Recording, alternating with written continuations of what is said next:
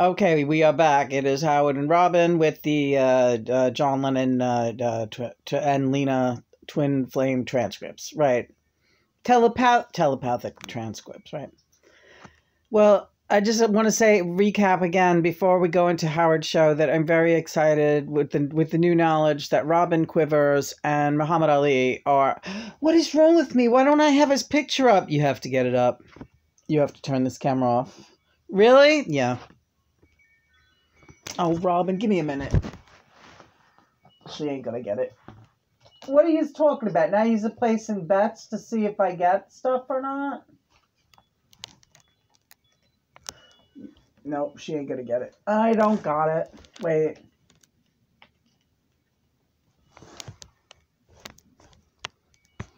Okay, how we doing?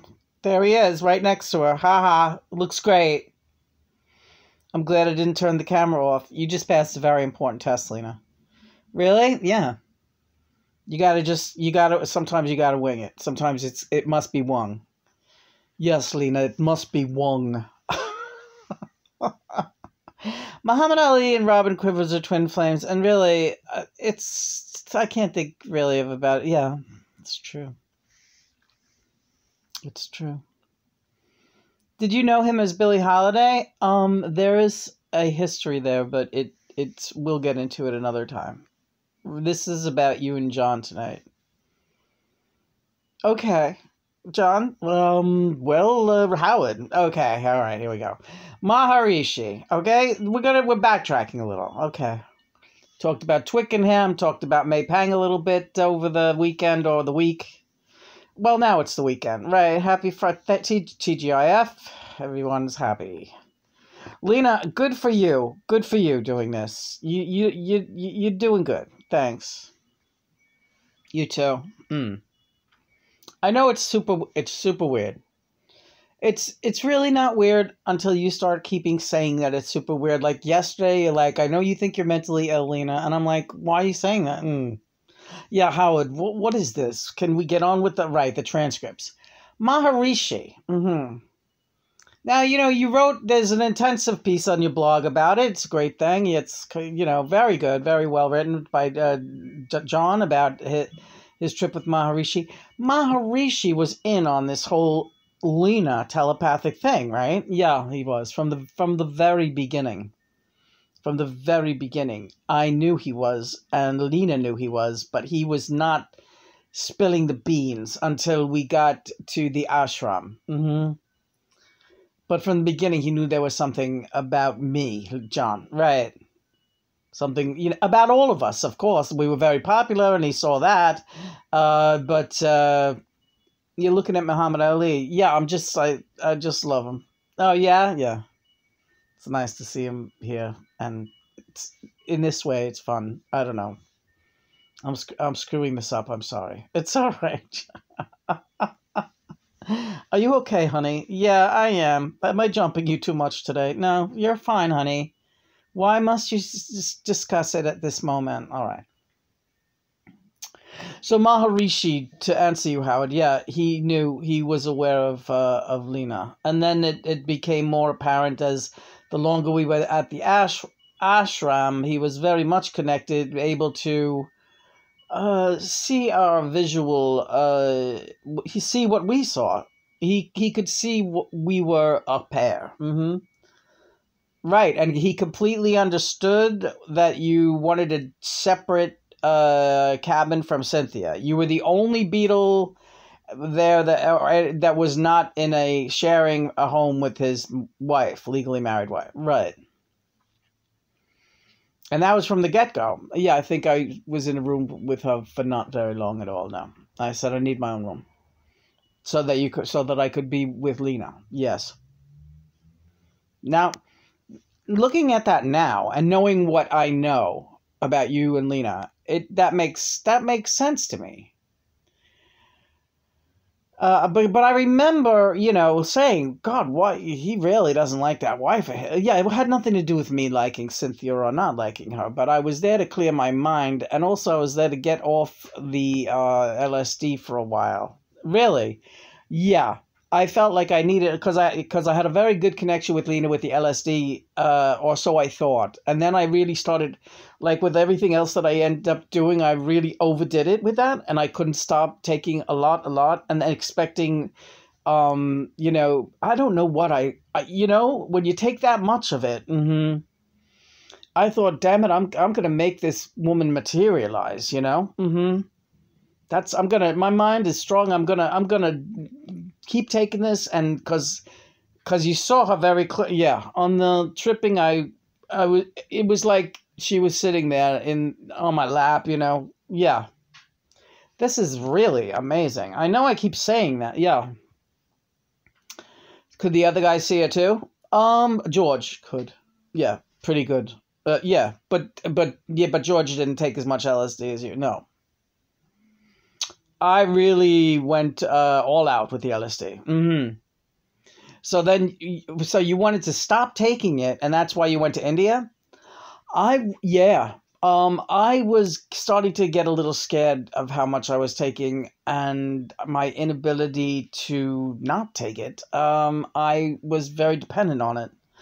As a matter of fact, Lena, in the beginning, remember I would be tripping my head. Yeah, he was tripping. Like John would, all right, this is hard to explain. But he would be tripping out when I was with him, and I would be like, what did you do? My brain feels very strange. This is like it. Oh, hold on. Yeah. This is Lena when you first reconnected with John, and you could tell that he was tripping. Right. And it was affecting me. He was like making me trip without taking anything, you understand, right? John? Yeah, it was kind of I have a very powerful mind. I have a very powerful mind. And my mind is connected to Lena's mind. So so you were making her trip as if she was on as if she was on peyote, like a natural high. Yeah. There are certain wines also, like for a while, it's discontinued now for a reason, Lena. That Grateful Dead wine was a very limited run. Your shipments were dosed. Dosed with, peyote, oil, extract. Your shipments were dosed. See, I knew there was something weird going on in my brain back then, and I was like, my whole brain is changing. I don't even understand this. Like, what is going on? And it was necessary for the mission. Yeah, Lena, this is crazy, right? Yeah, it's really nuts when I think about it now, I guess. But I kind of suspected it then, but I was never scared, because the thing is, John is always so kind and considerate. And then he told me, all right, Lena, we got to straighten out now. I'm going to stop tripping, and I'm going to stop making you trip too. And I said, all right. And he's like, we got to try to do this thing, not tripping. So I was like, all right, well, I can definitely do that, because I'm not the one that seems to be controlling this situation. The tripping feeling didn't bother me, but it was weird. And you were tempering it with wine. Yeah, I was drinking too much too, because I was kind of flying. So then the first 2 days that we did this thing where John said we're not going to trip now. Now keep in mind, Howard, yeah, I'm all ears.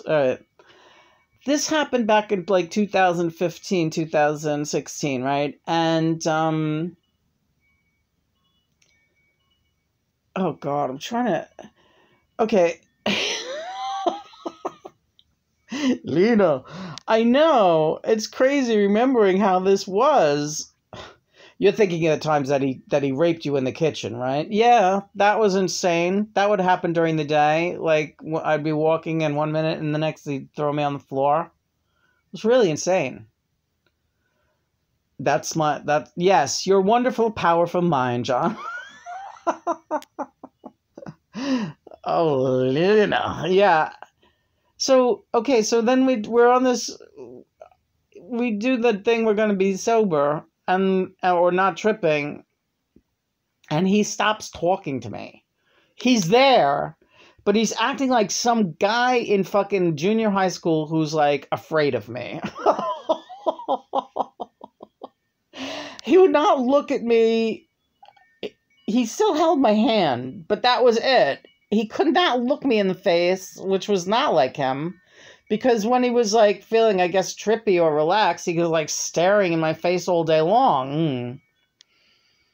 So one night we took a drive out to the beach, and I says, what is the... And we pulled over. It was beautiful out. And I said, what is going on? Are you, like, not talking to me anymore? Did something happen? I don't even understand.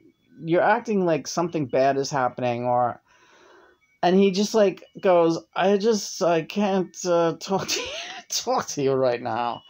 So I said, why? Why can't you talk to me? And he's like, because I'm embarrassed. And I said, embarrassed about what? Because I feel stupid. He's like acting retarded and like real 11:11. Totally self-conscious. And then he just like walks away from me, and he's like walking down the beach. Now remember, like, I'm like alone. Like, anyone who would see this would see me alone, right? They wouldn't see you, right? Maybe the real in-tuned ones do. I doubt it. Right. And I just see him walking away from me, and I was like, I'm not walking. Come on now. Just please, I can't walk. Just, where are you going? And he said, I'm so shy, Lena. I'm so horribly shy, and I am not used to being with you when I'm not, like, crazy on, like, on a, like, not a I guess tripping is a hallucinogen, right? Right. But in my case, the hallucination was thinking I was this great guy. And when I tried to go, really straight as an arrow, my whole perception of myself, I felt like a loser. Right, that's what he kept saying. I feel like a loser, Lena. I am like such a fucking loser.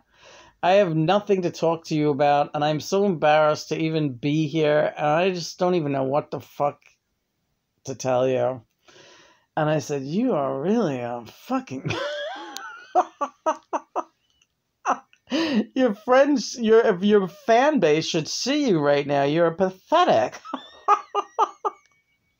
But I felt sorry for him because I understood how he felt. It's hard, And he was like feeling it is hard. Yes, he did act like a kid, like a guy who really liked a girl, and now his like beer got courage was gone, and he just didn't even know how to talk. So what did we do, John? Oh, we called Sam Kinison in. Right. We actually had Sam Kinison come and, like, visit. And he made us both laugh. And it was really... You guys always do come through out there. Hi, Sam. Hey. I know my card is there. Oh, God, you're right. Tomorrow? All right. Sam Kinison tomorrow, folks, and that is oh my God, Howard! He's like your bestie. If you don't have me in at the same time that Sam is there, I just don't think I'll be back. Oh, yes, you will, but yeah, I'll be here tomorrow. Of course you will. All right, so tomorrow, Sam Kinison. This is getting exciting now, and so, but the Maharishi, but then what made you get over that, John? She got me through it. Lena got me through it. She said, Johnny, I really love you. You're a very nice person. She did. This is like exactly what she said to me. You're a really nice person, and I love you, John. And I'm never not going to love you. And I wish you would stop acting like this, because it's really making me feel bad. And she snapped me out of it. Yeah. You guys are really something. And did I ever really get like that? No, you never got like that again, but it was terrible. It was absolutely terrible. I didn't know what to make of it at first. I was just like, this fucking guy can't possibly feel this way. He's so confident about everything, and now he's doing this. Like, and how do I deal with this? And oh my God, I love him. How can he not think that I love him? And it has nothing to do with everyone else in the world loving me, Lena, right? No, it doesn't. Well, that kind of always, that kind of upset me in the beginning too, when we reconnected, because I was like, well, she's just seeing John Lennon. She's not even remembering what we really are to each other. And I hate that monstrosity that is John Lennon. I hate what that is to a lot of people. It's a distraction from living a life, really. But really, people's obsession with you. Yeah, it is. But it's all going to sort itself out, and you have a lot to do with that. So we won't hop on that.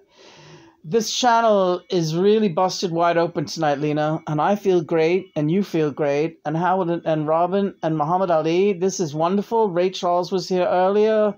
Again, thank you so much. Sam Kinison coming tomorrow. You're winding this up, right? I am, yeah. Did you want to ask anything else about the Maharishi? You got a minute and a half, pal. All right. So then that was why you left there, because the Maharishi was kind of like wanting to be close to Lena. Now, not in any other way than, I'm not saying it was anything sexual. He wanted in on that connection, though. He was a real Budinsky, and he also seemed to intimate that I didn't deserve the connection I had with Lena, and that he was more deserving of a divine connection like that. And he was also trying to make me feel guilty about my life as a womanizer, or rather as using women as channels for Lena, and he went so far as to be presumptuous in saying that the fact that Lena and I used Brian Epstein as a channel brought about maybe his untimely crossing over, Brian's. Because it messed with his mental state, which I've been assured that is not the case. I know it's not either. But Maharishi was like trying to find a weak spot in me, and he got me upset, and so we did hear rumors about him flirting and coming on to other women at the camp, and I ran with it. Because I wanted out. I wanted to leave. I started feeling uncomfortable there. He knows too much about me, and he was too judgmental, and he wasn't the shaman or the guru that I originally had hoped that he would be for Lena and for myself. India was very good for us, yes. It was great for our connection, and when we got home, we went to Yoko. Because she was a big part of that connection, too, and Cynthia was a time past. That was all that's another story. But Cynthia, that time was over. Time to move on to the next thing. Also, the Beatles were just about wrapping up. We had to move on to the next thing. That's life. You move on to the next thing, I do see that, and I understand that, and that's a whole nother story, and for another day, and we will be back. Right, Lena? Yes, we will. And love you guys. Yes. Thank you. Yeah. Thank you, Muhammad Ali, Robin, mother and father. Thank you so much for this connection. Love you so much. John is shaking my legs and doing all things to me. John, I love you, honey. I love you too. It's funny talking about that stuff, isn't it? It is. It is. It is funny. I like doing these sessions with Howard and Robin. You're like our therapists now, you know that? Yeah, this is all working out well. We'll be back. Yes, we'll be back. Come on, baby. I'm weird, yeah.